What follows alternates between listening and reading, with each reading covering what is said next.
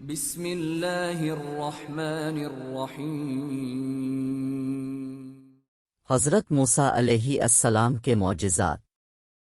حضرت موسیٰ علیہ کے معجزات کے بارے میں آتا ہے کہ جب حضرت موسیٰ علیہ السلام مدین شہر سے اپنے اہل و عیال کے ساتھ واپس ہو کر مصر کے طرف تشریف لا رہے تھے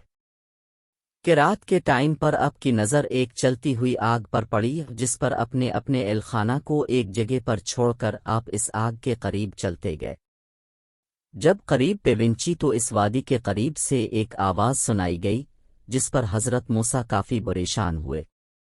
جس پر اللہ تعالیٰ نے حضرت موسیٰ علیہ السلام پر وحی نازل فرما کر فرمایا، اب پریشان نہ ہو، میں تیرا خالق مالک ہو، میں تجھے نبوت اور رسالت سے نواز رہے ہو، کیونکہ جس کو ہم اپنا رسول نبی بنا کر بھیجتی ہیں۔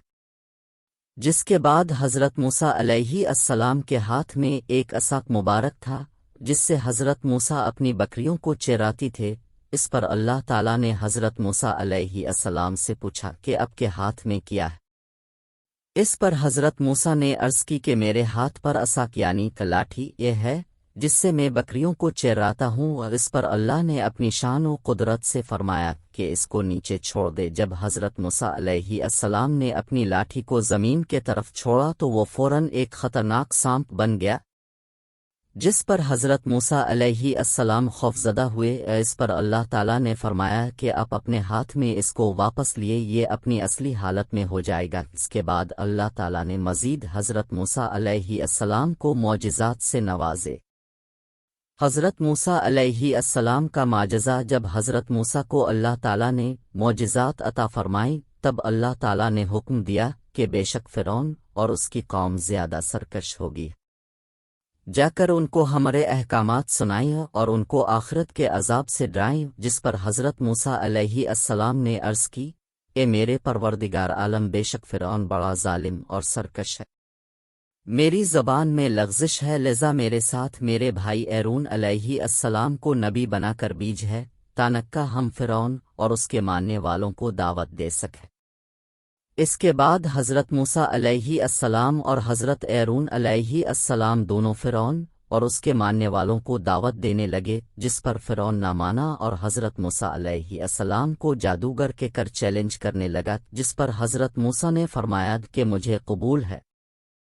تب ایک دن مقرر ہوا کہ اس دن فرعون اور اس کے پیروکار کے میلے کا دن تھا، جس پر فرعون نے بہت سے ممالک سے بڑے بڑے جادوگر بلوائے